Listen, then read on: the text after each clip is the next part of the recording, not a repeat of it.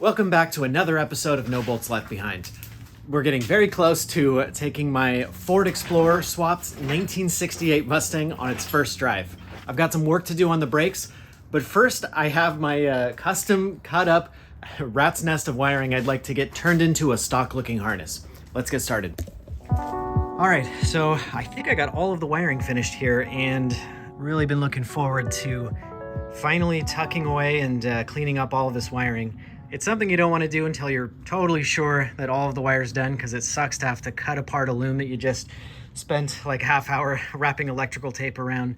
And I did run 3 16 gauge wires. So in the event that I need to get a wire from anywhere up front to under the dash, through the firewall, I got these as backup. This is something I always try and do because you never know when you're going to add in a switch for lights or for something up here. So the stuff that I'm going to use to wrap this wire, I'm going to go a little overboard with this wire protection because it's better to go overboard than, I guess, underboard. This is what's called like Tessa tape, which they use on Mercedes, BMW, Audi. I guess like German cars use this, and it's kind of an abrasion resistant, sort of like self-adhesive alternative to electrical tape. So I'm gonna start getting this stuff wrapped up. I'll probably put it in a loom afterwards like this too, because I'm crazy and I truly am obsessed. But for now, let's get these wires all protected and we'll go from there.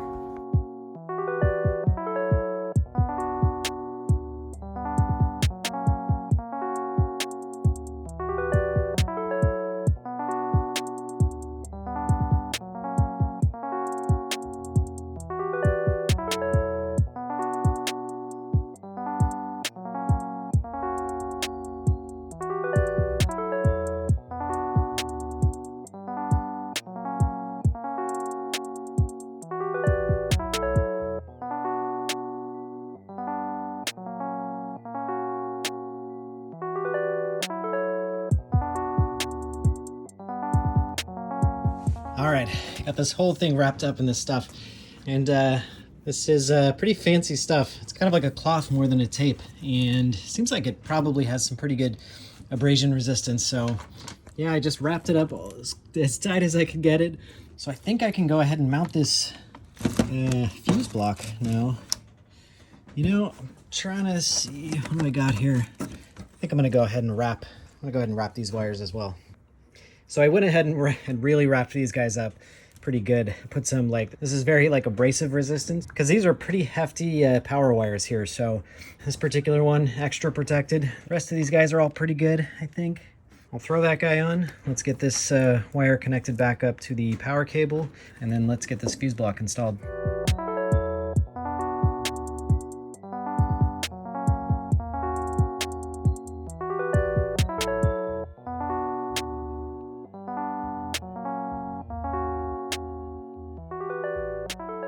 All right, fuse block is mounted and wires are looking good. But yeah, super awesome to have this done. I'm almost even gonna say that the wiring is done. And hopefully this guy still fits. We'll see. Oh yeah, no problem. Beautiful. All right, so I think I wanna work on the brakes now. And since this car was originally originally brake drums on all 4 corners. So a while back I did, of course, upgrade my brake master cylinder to disc front and drum rear. But now we have discs on all 4 corners. So that actually needs another different brake master cylinder and proportion valve as well. From what I understand, a drum rear brake master cylinder is going to have some residual pressure. I think something like 10 psi. Because brake drums need a little bit of clamping pressure. So if you keep your drum brake master cylinder, you're actually going to be rubbing your disc brakes. And I'm really hoping that the brake master cylinder from the Ford Explorer is going to work in this guy. It does look like the bolt pattern is very, very similar. So it'd be kind of cool to be able to use this guy. It's very lightweight aluminum, I guess. And of course it's meant for discs. So I'm going to start unhooking all these brake lines, probably make a huge mess, and then we'll pull this guy off, and fingers crossed that this thing bolts right in its place.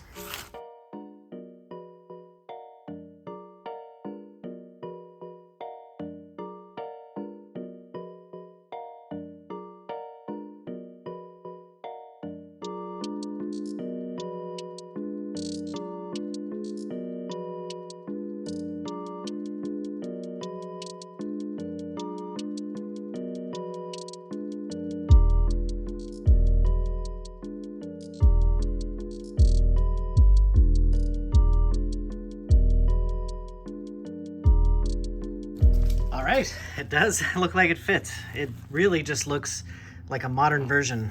That's awesome. I'm super stoked. This will save me, I don't know, maybe like 40 bucks or something. But I do like this aluminum, like lightweight. In fact, that's, this is like a good, I don't know, 5 pounds, 10 pounds. And this is maybe like a pound or something. So, and it won't rust, which drives me nuts about these cast iron brake reservoirs. So awesome. I'm gonna go ahead and clean this guy up now that I know it's gonna work. And I should probably bench pleat it real quick and we'll get this guy installed.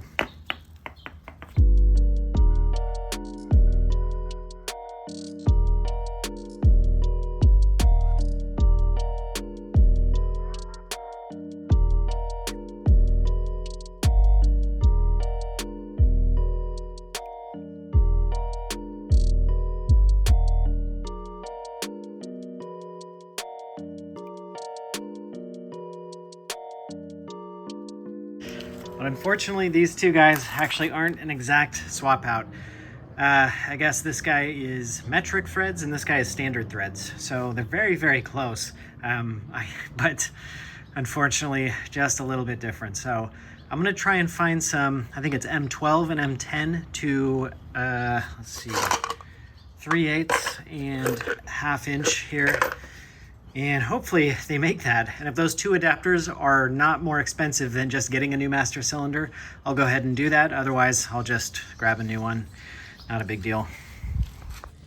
All right, well, I did some research and I tried to find these correct fittings, which gets a little complex because this is a very specific size and a very specific flare type.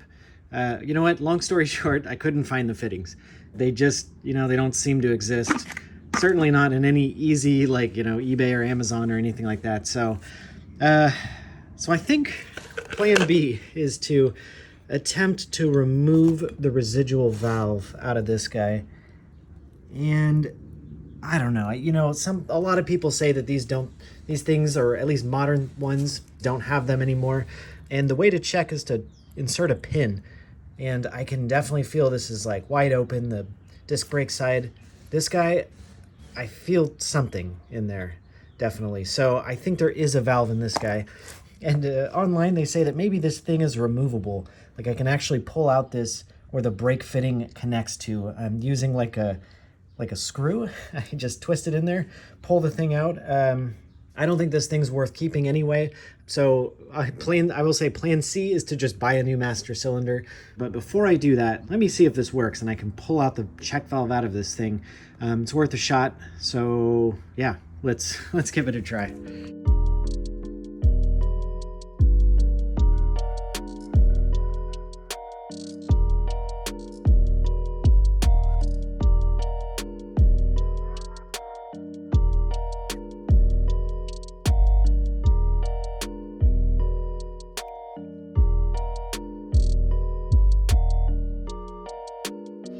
Yeah, well, that did not work. It just doesn't seem like this thing is removable. I would say that that's probably just a different type of master cylinder valve that gets stuck in here. I think that maybe mine's built in. I read something else that said if you pull the snap ring out here, you can pull it out and maybe there's a check valve in there somewhere. So I guess I'll give that a try next.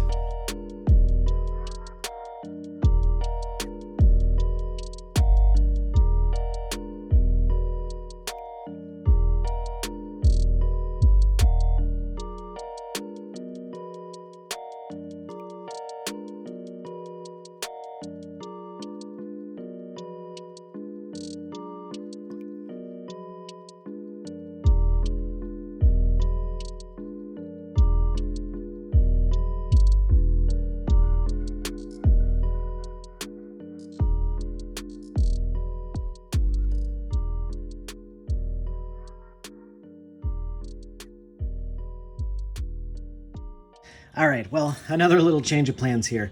It wasn't obvious to me where the residual pressure valve was, but I think at this point, it's probably not something I want to mess with. However, it seems as though, like AutoZone, of all places, has adapter hoses, not adapter fittings, but adapter hoses like these, which have a metric on one side and standard on the other. So I think they have everything I need in stock to make this master cylinder plug into that brake proportioning valve. So I'm gonna go back to using this guy, which is cool because I like this one. I like how it's light. I like that it has a little low brake fluid warning sensor. So I'm gonna run to the store and grab those fittings, and then we'll get this thing set up.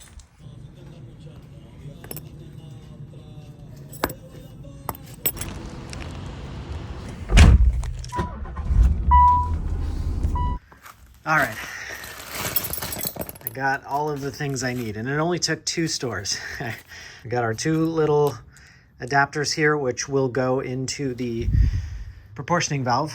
And then these 2 guys have both the metrics I need, and then these 2 go into those 2. This is pretty cool. I'm really surprised the stores had these guys. Must be a common thing to run metric master cylinders with standard brake prop valves.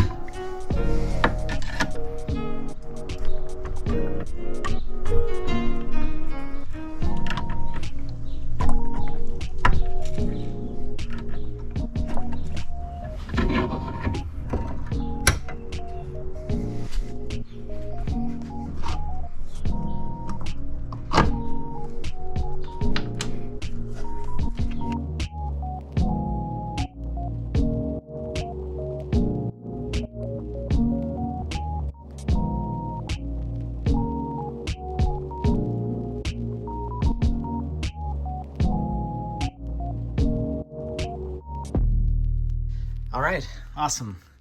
That's one 1996 Ford Explorer brake booster installed in a 68 Mustang.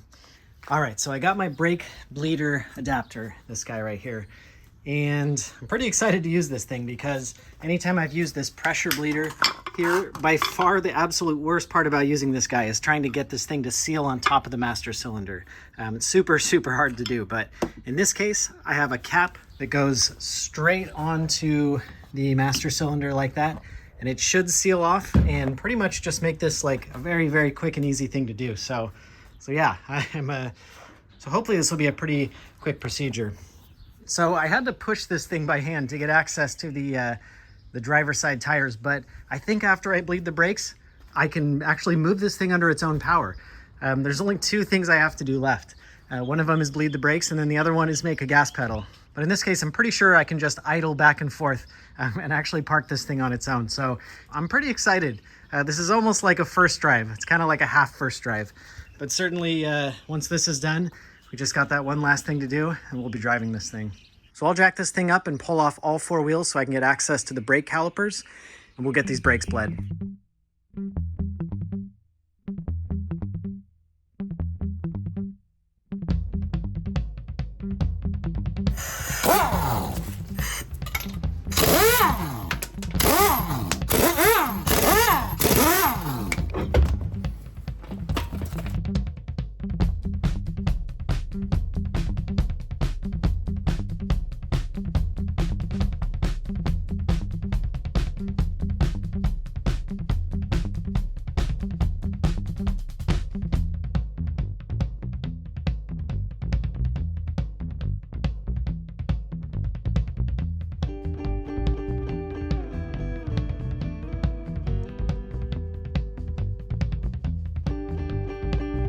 All right, well, the 15 PSI seems to be holding, so we're looking pretty solid, and none of the stuff up here is leaking, so That's very, very good. If there was going to be a leak, it would probably be up in this area, since I just replaced that stuff, and it's all looking pretty good. I mean, we do have new brake lines all around, so I don't really expect anything to be leaking. So the next thing is to bleed the passenger rear tire. I think that's the one furthest from the master cylinder is the best one to start with.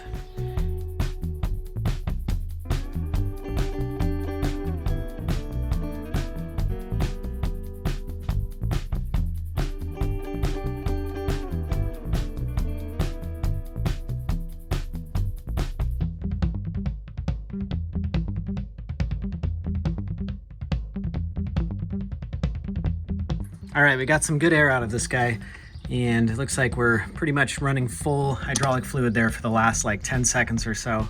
So I think we can call that one good. Let's move on to the next one.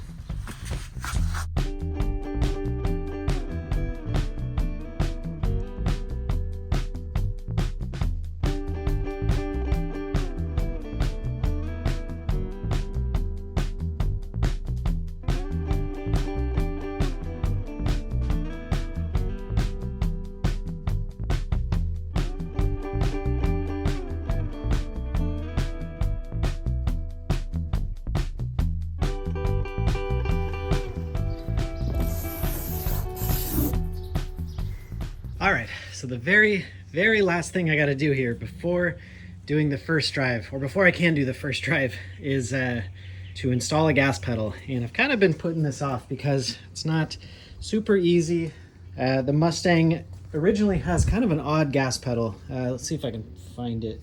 There we go. The gas pedal looks something like this. Basically, it's not a cable-driven gas pedal like 99% of the cars out there. It's some sort of like linkage-driven gas pedal.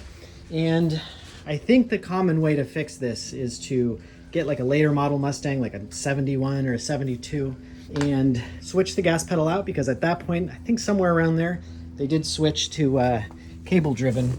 However, I have a spare gas pedal from my Nissan 300ZX project. And it turns out that this end to this gas pedal, here's the throttle cable, fits perfectly right there on that Ford Explorer throttle cable. So instead of buying what's kind of a rare Mustang pedal, I think I'm going to attempt to like adapt the 300ZX pedal to this thing.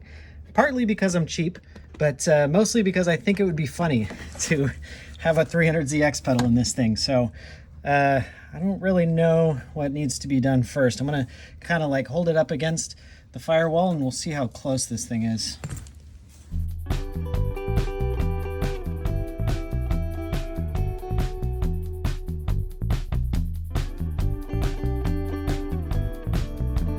All right, I'm actually feeling pretty good about this thing. I think this thing's gonna fit in here actually pretty well. I think the only modification I might have to do is bend this a little bit more forward.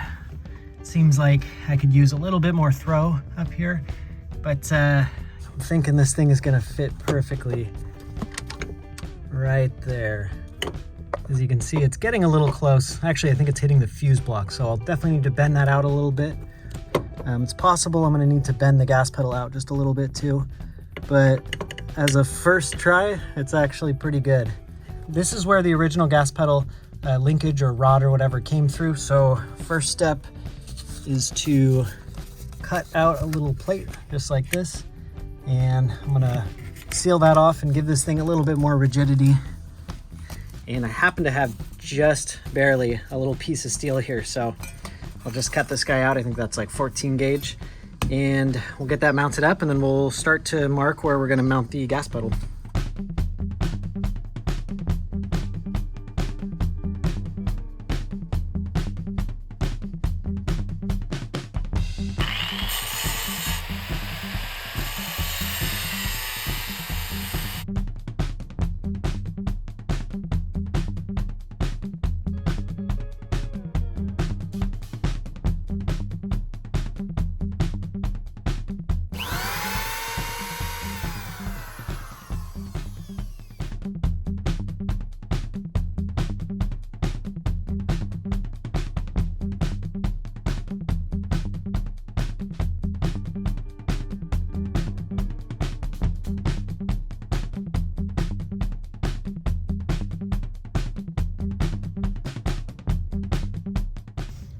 right. Plate is in, looking good. And other side, let's see. Looks sealed, that's good. Oh man, I barely missed my brake line there. Yikes. Okay, well, good that I missed that. And then we have to figure out exactly how far away from the firewall this guy is. Okay, so it looks like about 3 inches is how far out the pedal needs to be when it's in its like full resting spot. And then basically 2 inches or maybe 1 3/4 inches of swing. So I need to have at least that amount to get wide open throttle. All right, a little bit tight in here, but it's gonna be something, I'm thinking right around here. It's actually not too bad, just like that. Huh, we're actually very, very close. I don't know if you can tell, but it seems like this thing is way further than 3 inches. But the pedal actually has a ton of swing down here. Cool, this plate actually worked out pretty well. I'll get this pedal location dialed in and mark some holes, and we'll actually get to mount this thing.